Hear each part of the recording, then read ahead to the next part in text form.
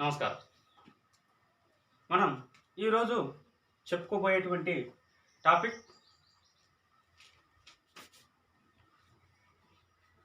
బాదామి చాళుక్యులు. బాదామి చాళుక్యులు వీరికే మరో పేరుతోటి కూడా పిలవడం జరుగుతుంది. బాదామి చాళుక్యులకి మరొక పేరు ఏంటి అంటే వాతాపి చాళుక్యులు. బాదామి చాళుక్యులు లేదా వాతాపి చాళుక్యులు. మరి బాదామి చాళుక్యుల గురించి చూసుకుంటే వీరి ప్రస్తావన తీసుకున్నప్పుడు లేదా వీరి విషయం లోపల చరిత్రకారుల్లో భిన్నమైనటువంటి అభిప్రాయాలు వ్యక్తం కావడము జరిగింది. బాదామి చాళుక్యులకు సంబంధించి భిన్నమైన అభిప్రాయం ఎవరి లోపల వ్యక్తమైంది అంటే చరిత్రకారు లోపల వ్యక్తం కావడము జరిగింది.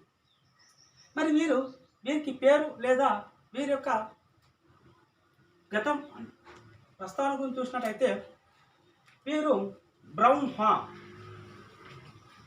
యొక్క చులుకం నుంచి ఆవిర్భవించినటువంటి ఒకానొక వీరుని యొక్క వంశానికి చెందినటువంటి వారే ఎవరు అంటే ఈ యొక్క చాళుక్యులు అని చెప్పుకోవచ్చు. బ్రహ్మ చులుకం నుంచి ఆవిర్భవించినటువంటి వీరుని యొక్క వంశానికి సంబంధించినటువంటి వారసులే యొక్క చాళుక్యులు అని మనకు దేని ద్వారా తెలుస్తుందంటే విక్రమాంక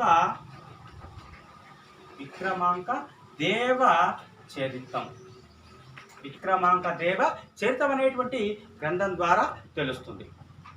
మరి అదేవిధంగా వీరిని గురించి చాళుక్యుల గురించి వారి యొక్క శాసనాల ద్వారా ఏం తెలుస్తుందంటే వీరు తమని తాము ఏ విధంగా పోల్చుకున్నారు అంటే మానవ్యస గోత్రుడు అదేవిధంగా హరితి పుత్రుడు మానవ్యస గోత్రులు అని లేదా హరితి పుత్రులు అని చాళుక్యులు తమ యొక్క శాసనాలలో పేర్కొనడం జరిగింది.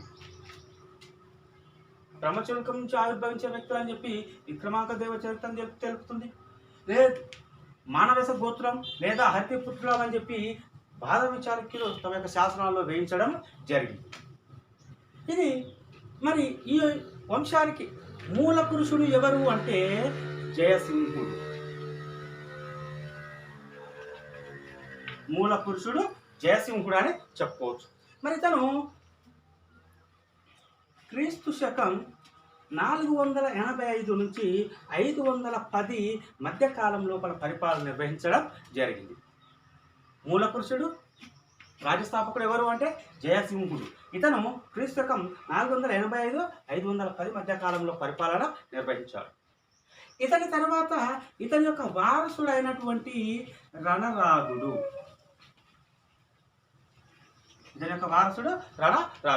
మరి ఇతను 510 నుంచి 533 మధ్యకాలం లోపల పరిపాలన నిర్వహించడం జరిగింది. మరి వీళ్ళు దేని కేంద్రంగా చేసుకొని పరిపాలన నిర్వహించారు అంటే బాదామిని రాజధానిగా చేసుకొని పరిపాలన నిర్వహించడం జరిగింది.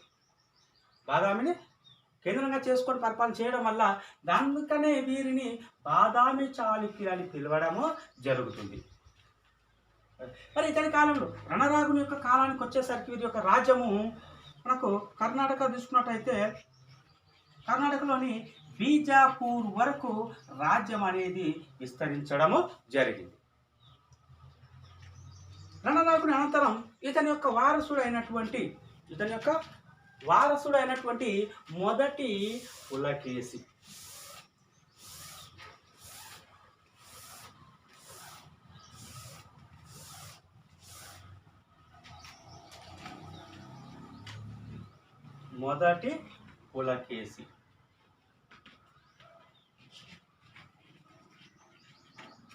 ఇతను క్రీస్తు శకం లేదా సాధారణ శకం 535 నుంచి 566 మధ్యకాలం లోపల పరిపాలన నిర్వహించడం జరిగింది. పరిపాలనకు వచ్చినటువంటి మొదటి పులకేశి తన యొక్క పరిపాలనా కాలం లోపల స్వతంత్ర రాజ్య స్థాపన కోసం స్వతంత్ర రాజ్య స్థాపన కోసం అనేక యుద్ధాలు చేసినట్లుగాను, అదేవిధంగా ఎన్నో అశ్వమేధ యాగాలు చేసినట్టుగా దేని ద్వారా తెలుస్తుందంటే బాదామి శాసనం ద్వారా తెలుస్తుంది.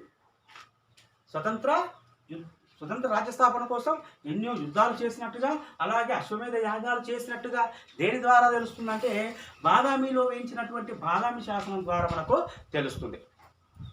అంతేకాక ఇతను బాదామిలో బాదామి కోటను కూడా నిర్మించడం జరిగింది మొదటి పులకేశి. తర్వాత ఇతనికి ఉన్నటువంటి బిరుదులను చూసినట్టయితే మనకు సత్యాశ్రయ అనేటువంటి బిరుదు కలదు. అదేవిధంగా చాళుక్య వల్లభ, మరొక బిరుదు రణ విక్రమ అనేటువంటి బిరుదులు కూడా ఎవరికి ఉన్నాయంటే మొదటి పులకేశికి కలవు.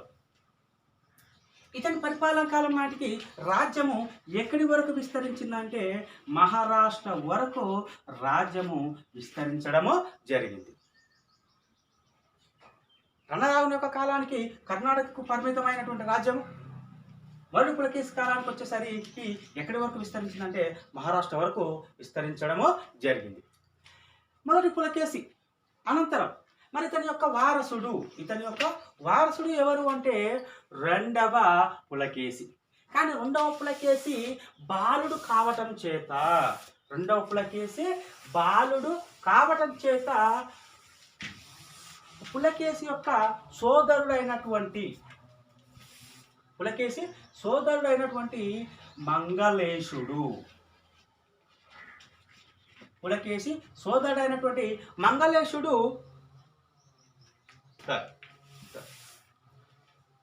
పులకేశి అనంతరం రాజ్యానికి వచ్చినటువంటి వ్యక్తి కీర్తివర్మ.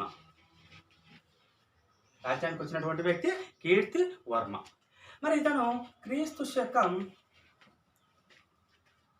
566 నుంచి 598 వరకు పరిపాలన నిర్వహించడం జరిగింది.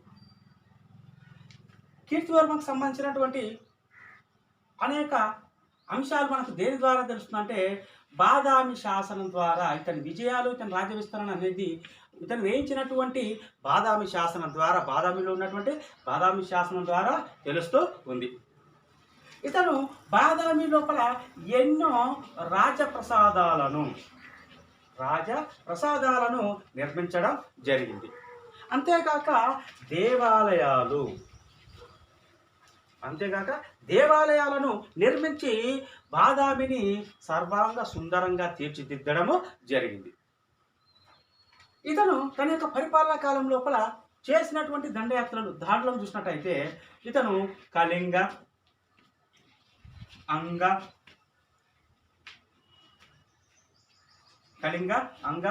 తర్వాత రాజ్యాలను జయించినట్లుగా దేని ద్వారా తెలుస్తుందంటే మహాకూట శిలాశాసనం ద్వారా తెలుస్తూ ఉంది. మహాకూట శిలాశాసనం ద్వారా కళింగ, అంగ రాజ్యాలను జయించినట్టుగా తెలుస్తుంది. అంతేగాక కదంబులను కూడా జయించి ఉత్తర కొంకణ ప్రాంతం అలాగే కెనరా ప్రాంతాలను ఆక్రమించినట్టుగా మనకు తెలుస్తూ ఉంది. ఈ విజయాల అనంతరం ఇతని తర్వాత పరిపాలన కావాల్సిన వ్యక్తి ఎవరు అంటే ఇతని వారసుడైనటువంటి రెండవ పులకేశి. కానీ రెండవ పులకేశి బాలుడు కావడం చేత ఇతని యొక్క సోదరుడైనటువంటి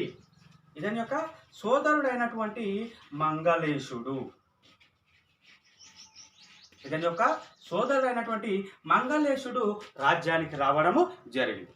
మరి ఇతను క్రీస్తు శకం 597 నుండి 609 మధ్యకాలంలో పరిపాలన నిర్వహించడము జరిగింది. మంగళేశ్వరుడు రాజ్య విస్తరణ కోసం ఎన్నో యుద్ధాలు చేసినట్లుగా తెలుస్తుంది. ఇతని యొక్క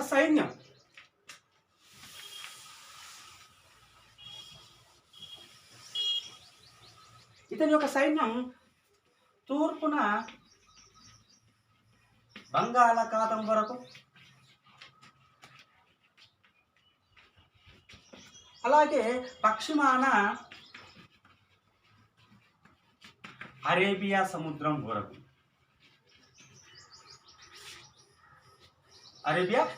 వరకు, దండయాత్రలు కొనసాగించడం జరిగింది. ఎవరి యొక్క? మంగళేశుని యొక్క సైన్యం. తర్వాత మంగళేశుడు పశ్చిమ తీరాన ఉన్నటువంటి రేవతి ద్వీపాన్ని ఆక్రమించడం జరిగింది. మంగళేశుడు. అంతేగాక కాలచోరులను కూడా ఓడించడం జరిగింది మంగళేశుడు. మరి తన విజయాలకు గుర్తుగా పరమ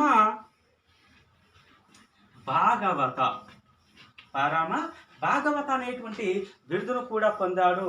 ఎవరు అంటే మంగళేశుడు అని చెప్పుకోవచ్చు. అయితే పరిపాలన అనంతరం చివరి దశలో ఉండగా తన అనంతరం రాజ్యము తన యొక్క వారసులకు దక్కాలనేటువంటి ప్రయత్నంలో ఉండగా దీన్ని గుర్తించినటువంటి వ్యక్తి ఎవరు అంటే కీర్తివర్మ కుమారుడైనటువంటి రెండవ పులకేశి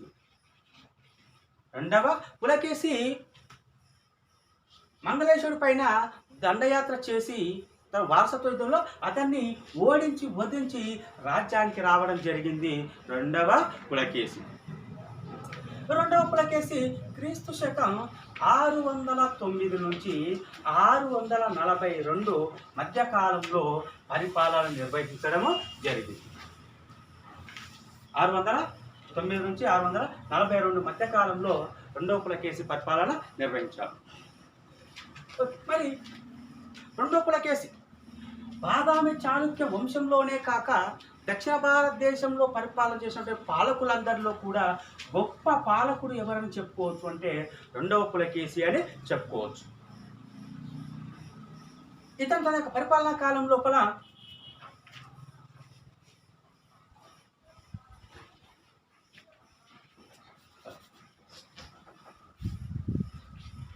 కర్ణాటక, మహారాష్ట్ర,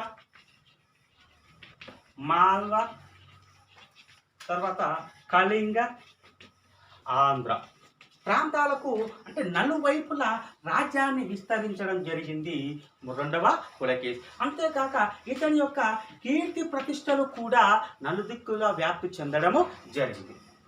ఇతని యొక్క విజయాలు దండయాత్రలను చూసినట్టయితే మనము ఇతని యొక్క విజయాలను చూసినట్టయితే రెండవ పులకేశి వారసత్వ యుద్ధం కొనసాగుతున్నటువంటి కాలం లోపల స్వతంత్రులైనటువంటి గోవిందులను అలాగే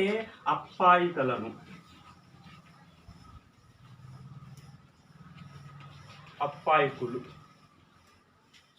వారసత్వ యుద్ధం అంతర్యుద్ధం కొనసాగుతున్న కాలంలో స్వతంత్రించినటువంటి రాజ్యాలు ఏంటంటే గోవిందులు అనేటువంటి రాజ్యము, అప్పాయిలు అనేటువంటి రాజ్యం. వారిని ఓడించి తన రాజ్యం లోపల విలీనం చేయడం జరిగింది. ఈ అంతర్గత యుద్ధం తరువాత రెండవ పులకేశి తన యొక్క జైత్రయాత్రను కొనసాగించడం జరిగింది. తన యొక్క రాజ్యానికి దక్షిణ వైపు ఉన్నటువంటి రాజ్యాలైనటువంటి పశ్చిమ గాంగులు, తర్వాత బనవాసి, తర్వాత కదంబులను జయించి తన యొక్క దండయాత్రను కొనసాగించడం జరిగింది. ఆ తర్వాత మలబారు ప్రాంతంలో ఉన్నటువంటి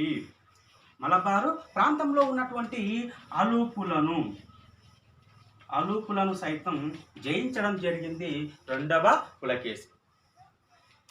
దీని తర్వాత కొంకణ ప్రాంతంలో ఉన్నటువంటి కొంకణ ప్రాంతంలో ఉన్నటువంటి మౌర్యులను కూడా ఓడించడం జరిగింది రెండవ పులకేశి.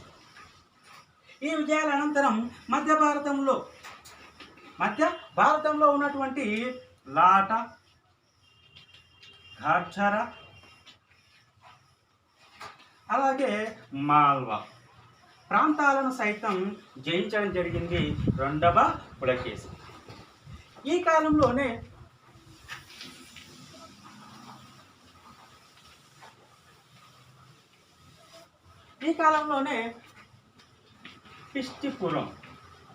పిష్టిపురాన్ని జయించినటువంటి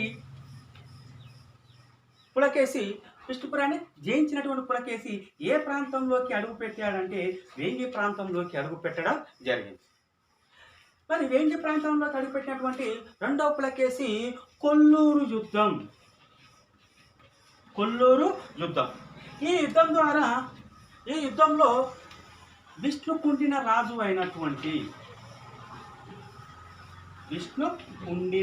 రాజు అయినటువంటి మూడవ మాధవవర్మను ఏ యుద్ధంలో ఓడించాడు అంటే కొల్లూరు యుద్ధంలో ఓడించడము జరిగింది. అనంతరం వేంగి ప్రాంతానికి తను జయించినటువంటి వేంగి ప్రాంతానికి తన సోదరుడైనటువంటి కుబ్జ విష్ణువర్ధనుడు ఇతన్ని రాజ్య ప్రతినిధిగా నియమించడం జరిగింది రెండవ పులకేశి. మరి చరిత్రకారుల యొక్క అభిప్రాయం ప్రకారం ఈ కొల్లూరు యుద్ధం అనేది ఎప్పుడు జరిగినట్టుగా చెప్తున్నారు అంటే 624 ప్రాంతంలో కొల్లూరు యుద్ధం జరిగినట్టుగా తెలుస్తూ ఉంది. కొల్లూరు యుద్ధం అనంతరం రెండవ పులకేశి మళ్ళీ ఇదే సమయంలో పల్లవ రాజు అయినటువంటి మొదటి మహేంద్ర వర్మను ఏ యుద్ధంలో అంటే పుల్లలూరు యుద్ధంలో ఓడించడము జరిగింది. అనంతరం పల్లవ రాజ్యాన్ని జయించి పుల్ల యుద్ధంలో ఓడించిన తర్వాత పల్లవ రాజ్యం యొక్క ఉత్తర భాగాన్ని తన యొక్క రాజ్యంలో బాదామి రాజ్యం లోపల విలీనం చేయడం జరిగింది రెండవ పులకేశి.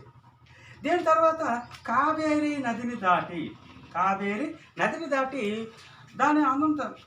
నది దాటిన తర్వాత అక్కడ ఉన్నటువంటి చోళ, చేర మరియు పాండ్య రాజ్యాలపైకి దండయాత్రకు వెళ్ళగా ఏ రాజ్యాలకు కావేరీ నది దాటినటువంటి రెండవ పులకేశి ఏ రాజ్యాలు అంటే చోళ రాజ్యము, చేర రాజ్యము, పాండ్య రాజ్యాలపైకి దండయాత్రకు వెళ్ళగా వీటి పాలకులైనటువంటి రాజులు దండయాత్ర యుద్ధం చేయకుండానే కప్పము చెల్లించి పులకేశితోటి మైత్రిని కొనసాగించడము జరిగింది. దీంతో దక్షిణ భారతదేశంలో గౌతమిపుత్ర శాతకర్ణి తర్వాత ఇంతటి విజయాలను పొందినటువంటి గొప్ప రాజు ఎవరు అంటే రెండవ పులకేశి అనే చెప్పుకోవచ్చు. ఈ దండయాత్రల అనంతరం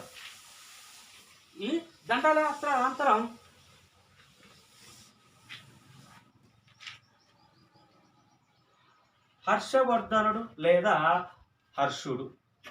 హర్షవర్ధనుడు మరి ఉత్తర భారతదేశంలో కానూరు ప్రాంత పాలకుడు రాజు అయినటువంటి హర్షవర్ధనుడు దక్షిణ భారతదేశంపై దండయాత్రకు రాగా రెండవ పులకేశి ఇతన్ని నర్మదా నదీ ప్రాంతం లోపల ఎదుర్కొని ఓడించి ఎక్కడి వరకు తరిమివేశాడు అంటే కానోజు ప్రాంతం వరకు తరిమివేయడము జరిగింది. దీంతో రెండవ పులకేశి యొక్క కీర్తి ప్రతిష్టలు గొప్పగా ఇతని యొక్క పేరు ప్రఖ్యాతలు గొప్పగా వెలుగొందడము జరిగింది. మరి ఈ విజయాల గుర్తుగాను ఇతను పరమేశ్వర అనేటువంటి బిరుదు పొందడం జరిగింది రెండవ పులకేశి.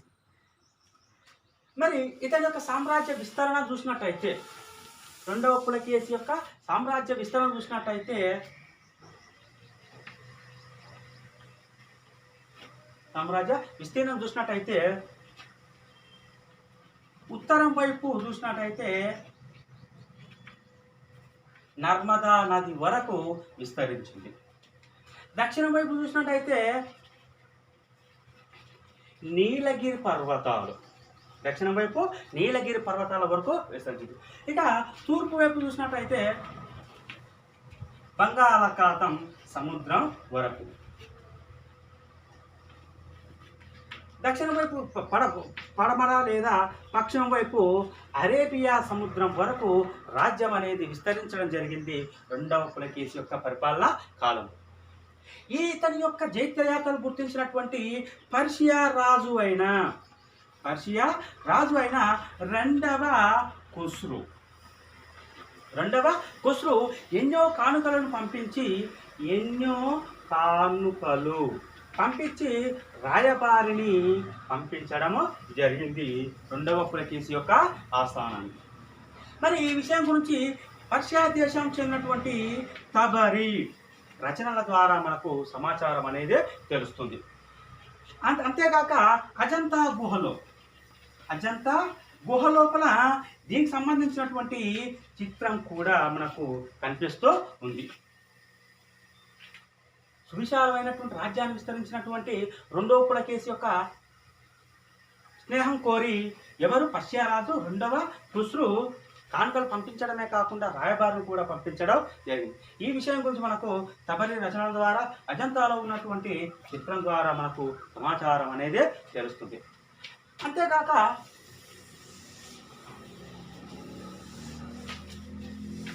ఇక్కడ హుయాన్ సాంగ్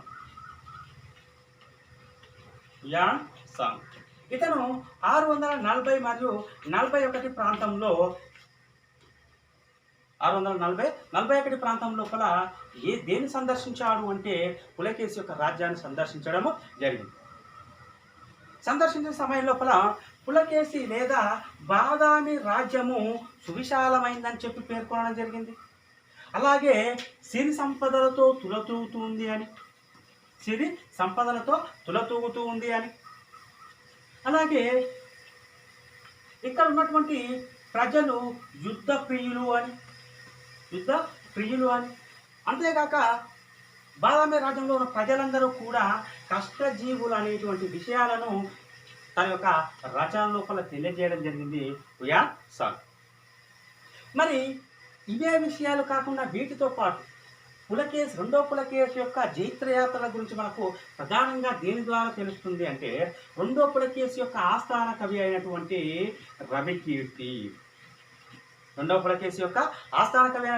రవికీర్తి వేయించినటువంటి ఐహోల్ శాసనం ద్వారా రెండో పులకేశి యొక్క జైత్రయాత్రలు విజయాల గురించి మనకు తెలుస్తూ ఉంది. మరి తర్వాత పులకేశి యొక్క మరణం చూసినట్టయితే ఇతని యొక్క మరణం అనేది చివరి దశలో విషాదాంతంగా ముగిసిపోవడం జరిగింది. ఇతని యొక్క మరణము చివరి దశలో విషాదం కావడము జరిగింది. ఎందుకు అంటే పల్లవ రాజు అయినటువంటి మొదటి మహేంద్ర వర్మను ఎవరు ఓడించారు? రెండవ పులకేశి ఓడించడం జరిగింది. అనంతరం పరిపాలనకు వచ్చినటువంటి వ్యక్తి మహేంద్రవర్మ తర్వాత పల్లవ రాజుగా పరిపాలనకు వచ్చినటువంటి వ్యక్తి ఎవరు అంటే నరసింహవర్మ. రాజ్యానికి వచ్చినటువంటి నరసింహవర్మ తన యొక్క తండ్రి మరణానికి ప్రతీకారంగా ఎవరిపైన రెండవ పులకేశి పైన దండయాత్ర చేయడము జరిగింది. మరి ఇద్దరి మధ్య జరిగినటువంటి మణిమంగళ యుద్ధం ఎప్పుడు జరిగింది అంటే 642లో జరిగినట్టుగా మనకు తెలుస్తూ ఉంది. ఇద్దరి మధ్య జరిగినటువంటి మణిమంగళ యుద్ధంలో నరసింహవర్మ రెండో పులకేశిని ఓడించడం జరిగింది. అంతేగాక బాదామి అని చెప్పుకున్నాం లేదా వాతాపి వరకు తన దండయాత్రను కొనసాగించి వాతాపిని ఏం చేశాడంటే భస్మం బాదామిని కొల్లగొట్టడం, బాదామి నగరం పైన దాడి చేయడం జరిగింది. దీనికి గుర్తుగా ఇతను వాతాపి కొండ అనేటువంటి బిరుదు పొందడం జరిగింది. ఎవరు అంటే నరసింహవర్మ. మరి దీని గురించి, ఈ విషయం గురించి మనకు దేని ద్వారా తెలుస్తుంది అంటే మల్లికార్జున దేవాలయం శాసనం ద్వారా ఈ విషయం గురించి మనకు తెలుస్తూ ఉంది.